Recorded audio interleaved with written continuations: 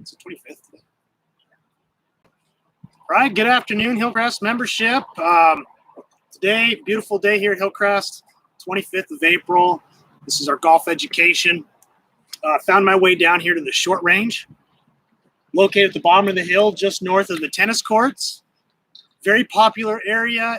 Got to tell you, this is probably the best short game area in the state of Idaho. Very, very fortunate to have this here. 3 bunkers. You can hit fairway shots up to about 70, 75 yards with 5 different targets out here. So we're going to go through a few different shots from the short range here. Use my sand wedge, my lob wedge, gap wedge, maybe even my putter. Just some different options. A little bit of the tricks of the trade here as to, what we need to be thinking about when we come down here and practice. How can I practice down here at the short range? Give yourself some good options. Maybe develop some strategies to what actually happens on the golf course. So as we go along, if you have any questions, feel free to fire away. We'll get the questions answered live. Otherwise, when we're done with this, look back. If you have questions at that point, just send us an email, give us a call. Otherwise, follow up with us, and we'll be happy to get those questions answered for you. So we're going to expand a little bit on the previous short game lesson. I know Mark went over the chipping and a little bit of the technique and setup as to how he prefers to do that and what we see is successful for a lot of our clientele. So we'll touch a little bit on that, and otherwise maybe show you a few things that you can do to kind of build on your already successful short game, and maybe present yourself with some scenarios you see on the golf course and how to better navigate those scenarios. Maybe present some troubled lies, some shots that we're not so familiar with, and what do we do to best get out of those situations? So first shot I have here today, we're going to go to this shorter pin location. This pin location down here at the bottom it's only about 4 paces onto the green, so I've got about 12 feet, 12 to 15 feet is all of true green to work with. Understand that the greens have been punched a week ago, but they're still really in good shape and will allow us to practice really well and get some good feedback. I put my towel out there as a point of reference. What that is to me is just an intermediary target that I can have to look at. That will take my focus away from the end result of the flag or the hole, and it might put my mind more at where I'm trying to get my shot to land. Okay, so what I like to do is when I'm first getting started on my chips, I like to make sure I give myself a really good lie on the grass. Okay, I'm practicing. I don't need to practice a bad lie. I think this is a lot of times forgotten. Okay, let's give ourselves a little bit of a cheat and give ourselves the best lie possible, because nothing will replace what it feels like and getting used to finding the center of the club face, that sweet spot. Okay, when we hit it here, the ball's going to react very, very favorable for what you're trying to do. Okay, if we're hitting it low in the face, high, toe, heel, okay, we're going to be experiencing some spin and trajectory that we're not trying to, and the shot's not going to react the way we're intending it to. So what I have, I've got my sand wedge, which is a 56 degree. It has 10 degrees of bounce. Okay, that's a very mid bounce, a very neutral bounce, and I know Kate talked about that in one of his recent videos he did talking about club design. So what I'm trying to do here is I'm going to hit a few shots, and I'm looking at that intermediate target, which I've laid out as my towel, and I'm trying to get solid contact, a consistent feel for what it's like to fly the ball somewhere near that towel. At this point, I really don't care how close the ball gets. I want to see how certain trajectory and a solid shot is going to respond if I land it in a certain area. Okay, so really what I'm working on right now is good fundamentals, good balance, okay, and trying to create a consistent swing to be able to hit my target more often. Again, I have a good lie. I've got my feet slightly set to the left or in an open position. I'm choked down on the club. I feel like this is very important when we're working with short game. We'll work on long game, true distance. We want to make the club as long as we can. Okay, that'll produce the most speed and power.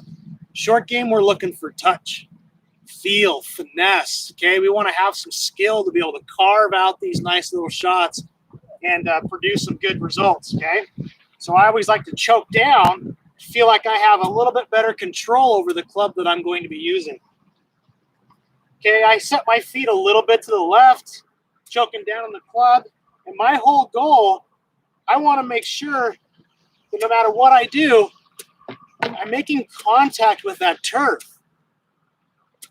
You can hear that brushing of the grass. What I'm sensing is what it feels like to utilize the bottom part or the bounce of that club that Kate had described in his club description, okay? If I use the sole or this bounce of the golf club, doesn't matter what turf conditions I have, we're going to impact the earth, okay, that soil.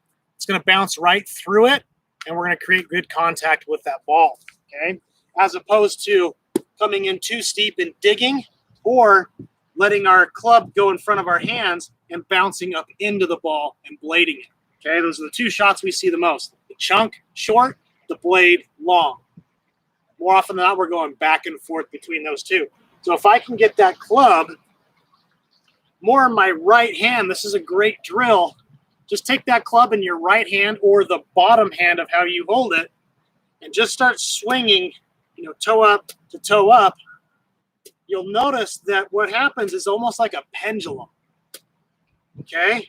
So when we create impact, it's actually getting that club, the shaft, more in a very neutral vertical position. My hands don't get behind the ball, so the head does not get behind the club head. The head does not get ahead of my hands, okay?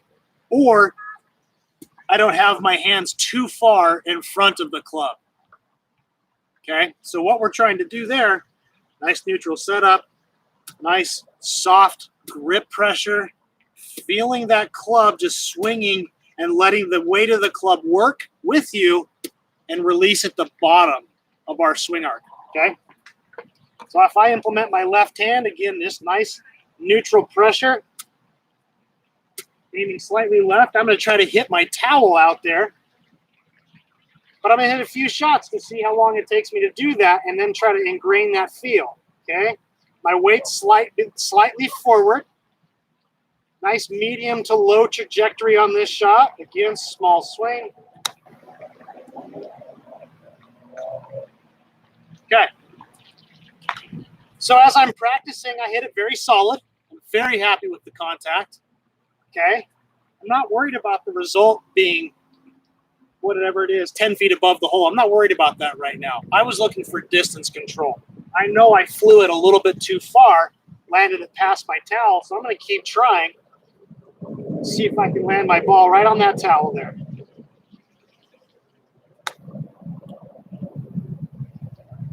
Okay, nice low trajectory. That time I was just in front of it. So somewhere right in the middle of those two swings, as far as power is concerned, I should be able to hit my target. Okay. So as I was thinking that if I hit that towel, or at least the same depth of that towel, my best result to the flag would have been right there next to the flag, and it actually turned out to be the case. So I'm going to work on that again. I'm going to adjust my alignment just a little bit. Nice neutral balance. Okay. Soft swing. Okay. So as you can see, 4 shots in, starting to get warmed up a little bit, and every time I grab a ball, okay, I'm giving myself the best lie. I'm trying to repeat these conditions, okay, so that we have the best chance to repeat this shot. Okay, nice neutral, soft hands, look at my target.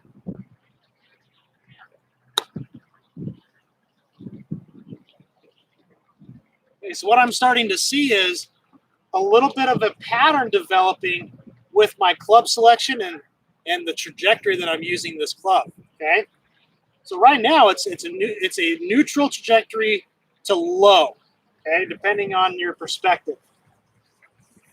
So I've got the ball a little bit back in my stance. I'm going to move it forward into the middle, see if I can't get a little bit higher trajectory, get that ball to stop a little bit sooner. Okay, little bit better. Okay. Ball in the middle of the stance, nice loose grip. Weight slightly forward. Okay. So what am I noticing on this shot that I need to pay attention to? We're experiencing a very low to mid trajectory. I'm hitting the ball relatively solid on every shot. I'm getting pretty consistent, landing within about 3 feet of each other. But on this particular shot, I've got 4 golf shots there that were really, really acceptable. I would take that every single time. And then my miss has been a little bit long, which actually is creating a downhill putt where I have to be defensive at. So a little bit of the course strategy, now that I've got a feel for this, is I need to consider what this shot would be like on the golf course and where I would prefer to hit it. So I look at those 4 golf balls that are out there within about 5 feet. Very acceptable. I have a high probability of making those. If not, worst case, I'm going to 2-putt, get out of this hole, go on to the next one. Okay. But the other ones that I have a little bit longer aren't as good. Okay. I don't have a very good chance, a probability of making those. So I either need to adjust the club that I'm hitting, try to adjust where I'm landing it, or otherwise just kind of get a feel for what my options are. I don't have to hit my 56. I might be able to hit a gap wedge. And if I do that, go down to my 50 degree. Okay, so I've got about 5 to 6 degrees difference in loft. When I do that, what's going to happen is that I have less loft. It's going to come out even lower. When the ball comes out lower, it's going to run farther. So let's see if this is my better option. Same setup. I'm going to intentionally land this one short of my towel and see how far it runs.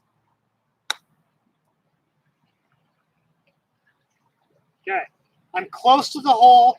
I was really accurate on the total distance and my target distance of trying to land it, but it sure did run out quite a bit more. So it's a smaller swing because I have less loft, and the ball just ran out farther. Okay.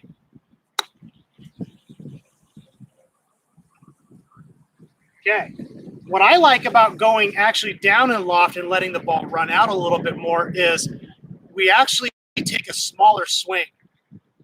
So more often than not, what we see is people go to their higher lofted club thinking that they need to loft that ball up in the air. You can really let the ground be your friend. If we just learn to develop a little bit of feel for how far each club, if we strike it solid, how far is that ball going to roll? Okay.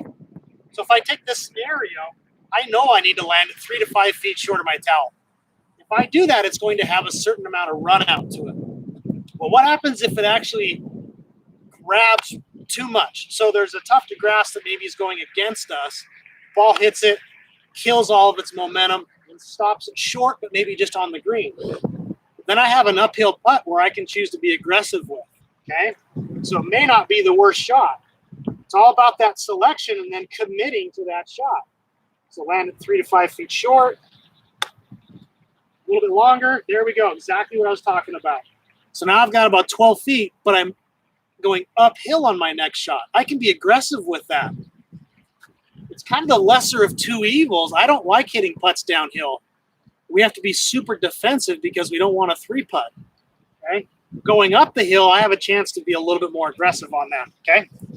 So if I chose a lob wedge, now I'm going to my 60 degree. What's that going to do? Again, I'm going to give myself the same scenario of giving myself as good of a lie as possible, trying to create apples to apples. So on this one, it's probably going to come out a little bit higher. Okay, it's going to come out a little higher trajectory. It's going to land a little softer, not roll as far. See how accurate we are, but the swing's going to be a little bit longer. Okay.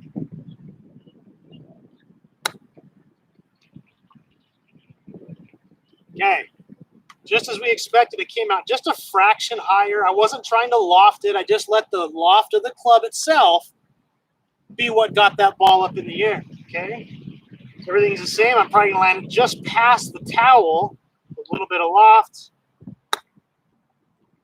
or right on it. It's going to stop it. Okay. Nice, good lie.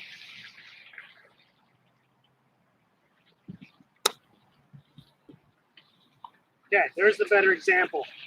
So I've hit 3 different clubs. It's going to look very similar as far as the length of swing is concerned, but the trajectory and the amount of rollout was entirely different.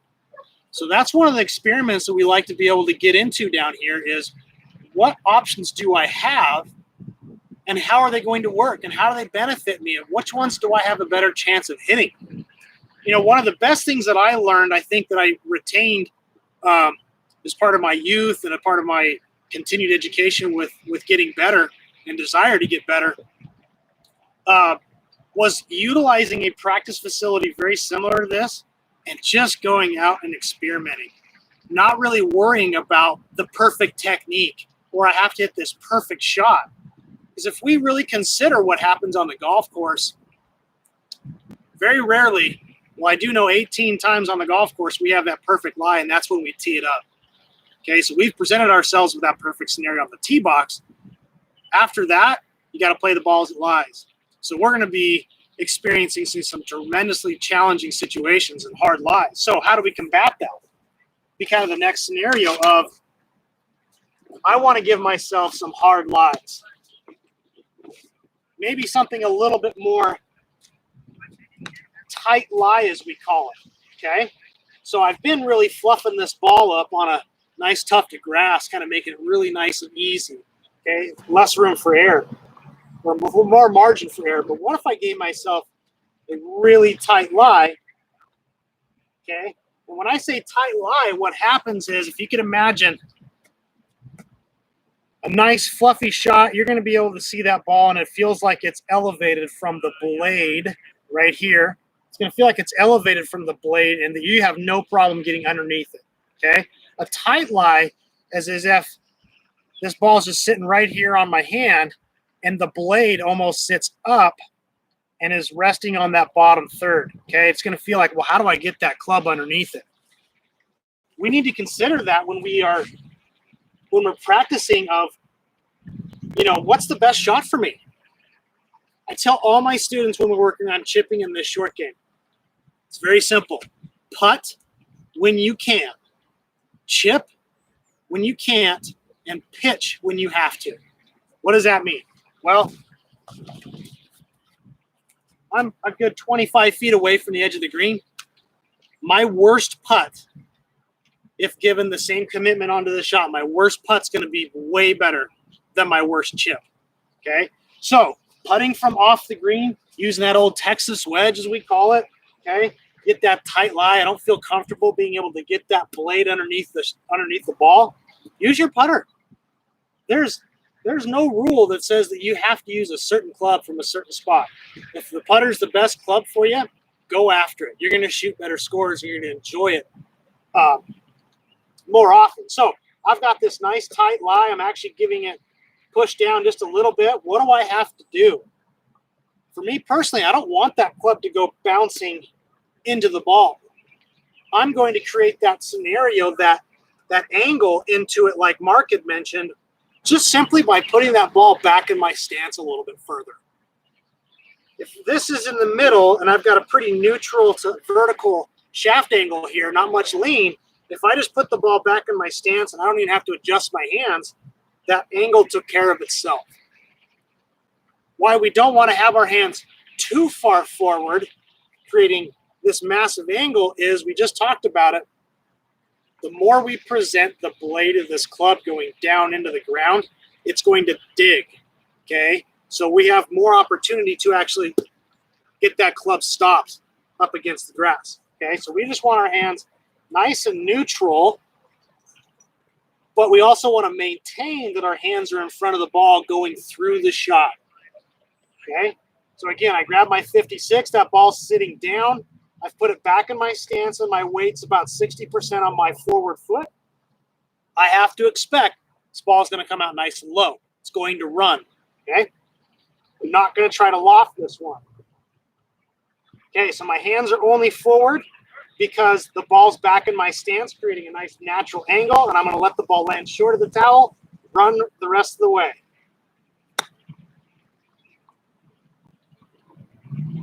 Okay, ball got back in the stance further, took off, okay?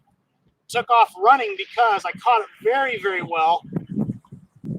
Caught that ball first, ground almost simultaneously, had just the right amount of shaft lean into the shot, and I kept my hands forward, okay?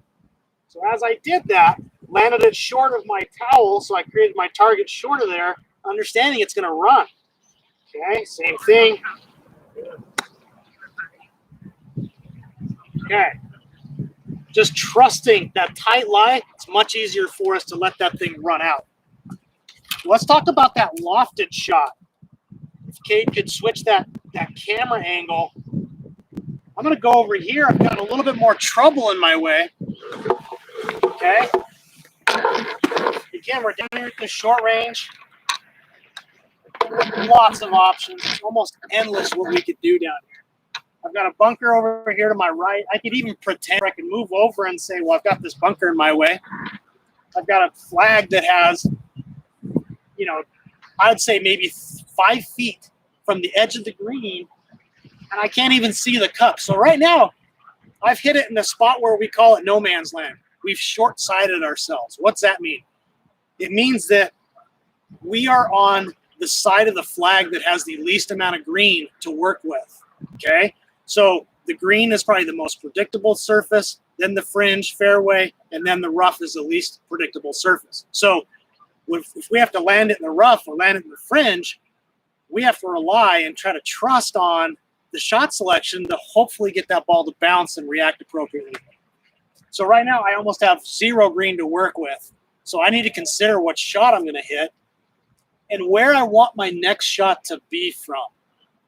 If I have this one, if I have only 5 feet between the edge of the green and the flag from where I'm at right here, my best chance at scoring the best at the end of the hole is to be on the other side of the flag. Okay, so at all costs, I need my shot to go on the other side. We don't hear that often enough, or very often, I would say, is we're often told, be short of the flag. Be short, be short. Well, what makes tour players exceptional is if you ever watch where they miss it at the same level of their intended yardage. So they may miss it left or right, but they're almost always at the exact yardage of the flag, the same depth of their shot. So we don't need to fall in love with you need to be short. Sometimes what we need to do is take our medicine. I'm in trouble right here. I'm going to do everything I can to make sure that my next shot is over on the other side of the green and out of trouble, okay? Which means I can't be cute with this shot. So what I'm going to try to do is take a big enough swing where I can land this one on top of the hill and let it roll out, okay? So same kind of setup. I'm just going to be nice and neutral.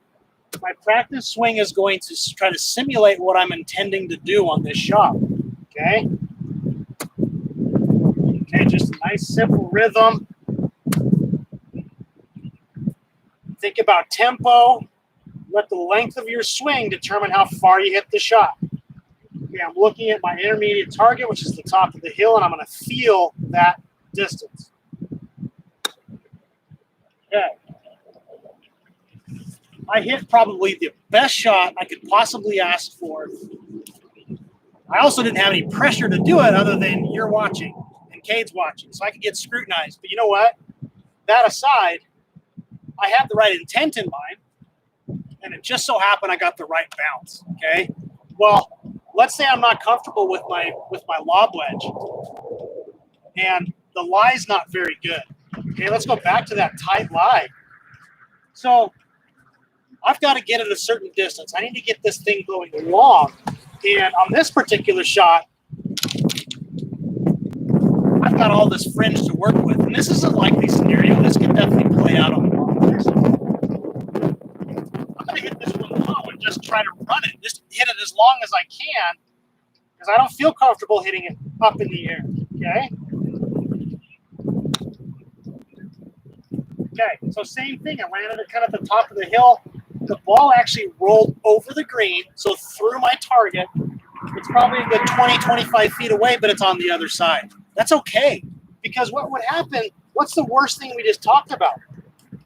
Is this is probably the hardest shot I'm going to have right here. Well, what happens if I give it one of these I have the same shot. So now I've given up 1 stroke, possibly 2 strokes on this. So this is almost, trying to maximize your possibility, trying to get the best score possible. We don't need to hit that hero shot, okay? Oftentimes, we just need to get ourselves in that better position, okay? So, for me, I've got 2 club options, my lob wedge or my sand wedge, okay? Either one's going to be able to loft it up in the air. The sand wedge might be the better one because I don't have to take quite as big as a swing. Okay, I might have a little bit more control over the true distance that I'm going to fly it, and it's going to allow for a little bit more run, okay? But whatever you're comfortable with. So I'm going to hit nice neutral shot, choking up again, looking at the top of the hill, trusting the ball's just going to run out. Yeah, I flew it a little bit too far, but it grabbed because I hit it solid, just over the edge of the green. No big deal. I can be aggressive on that next shot, okay? Let's talk about that flop shot that we have to hit on occasion. What sort of things do we need to do to execute that shot? Okay. We've gone over this a little bit. A lot of it's ball position. There's some technique to it without question. But I would say first and foremost, we need to consider the lie that we're presented with. Down here, we have the best chance to mimic perfect lies all the time. This is where we need to initiate this shot selection, okay? I would not suggest that we just wait for the 1 or maybe 2 times we have a flop shot that's required out there on the golf course and then have to rely on this shot. It's technical. It's hard. You have to develop that trust, and a lot of times that's all it is. So when we're down here, give yourself the absolute perfect lie. I want you to be able to feel and set yourself up for what this shot is going to be like. So again, I gave myself this perfect lie. I'm going to give myself a nice neutral to a little bit wider stance, almost a normal stance. The first thing I do is I put that ball a little bit more forward in my stance, okay? Because what I'm going to want is this shaft and the club head to swing underneath my hands. Let's not mistake that. I don't want the club head to swing past my hands at impact. I want at impact that club head to be swinging directly underneath my hands. We have to have a very light grip pressure. Okay? If we're at a 5, a nice neutral grip pressure, go to a 3 or a 2. Okay, we're just going to really feel almost like we're noodle hands, okay, noodle arms. We're going to want to feel that weight of the club to be able to swing underneath our hands at impact, okay? So ball a little bit forward. It's going to require a nice flow, an even tempo, but a bigger swing because we're going to launch this ball as high as we can. We're not going to lift it and create this spine angle backwards. We're just going to create long swing arc, hands are neutral, the club swings underneath the hands at impact. Ball slightly forward. Okay, looking at my target, I have the club face just slightly open. Gonna feel that bounce of the club hitting the turf. It's going to ricochet right off of there underneath the ball. Okay, again, we want to feel like that right hand is the one releasing the club through the turf. Club face slightly open, nice soft grip pressure, okay? Up and through, and see how high we can get that ball, okay? Okay. Really what I felt there is nothing more than just trusting that the loft of this club is going to shoot that ball up in the air. I don't have to swing hard. Okay, but that's a developed feel, and I just let the club swing, trying to get my right 2 fingers, those middle ones, feeling like the club's bouncing off the turf, not trying to lift the ball up in the air. Okay, slightly forward in the stance, even tempo. Okay, so here we are, down at the short range, working on experimenting with some different shots, different strategies, some course management, even though we're around the green. What we like to do is think of when we're down here, we're going to have all these shots on the golf course. Find yourself with some time in the rough, feeling what it's like to chip out of the rough a little bit, these tight lies, perfect lies. Otherwise, got to spend some time down here and have some fun with it. Give yourself those trouble shots down here so you can have some experimentation with it, develop some confidence, and otherwise start enjoying golf a little bit more, okay? Again, if you have any questions, please shoot us an email, call us. We're here to help. Otherwise, take this information for what it is, implement it into your game. Stay safe. We'll see you out here soon.